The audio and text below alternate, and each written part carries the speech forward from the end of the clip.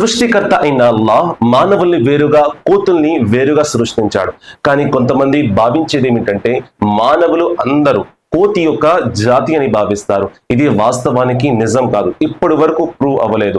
కొంతమంది సైంటిస్టులు ఏమని చెబుతారంటే ఈ ప్రపంచంలో అడుగుపెట్టిన మొదటి మనిషి హజ్రతే ఆదం గారు, ఆయన కూడా ఒక కోతి అని భావిస్తారు. మాజల్లా. కానీ కాదు, అల్లాహ్ ఆయన్ని మనిషి రూపంలో ఈ ప్రపంచంలో పంపించినాడు. సోదరులారా, సోదరి మనులారా, ఎంత పెద్ద సైంటిస్ట్ అయినా, ఎంత పెద్ద వైద్య రంగంలో డాక్టర్ అయినా ఎవరు కూడా ఈ మాట ప్రూవ్ చేయలేకపోయారు. మానవులు అందరూ కోతి యొక్క జాతి అని నిరూపించలేకపోయారు. ఒకవేళ నిరూపించగలిగితే మానవుడి యొక్క శరీరంలో ప్రవహించే రక్తము మరియు కోతి యొక్క శరీరంలో ప్రవహించే రక్తము సేమ్ ఇప్పటికి కూడా కాలేదు.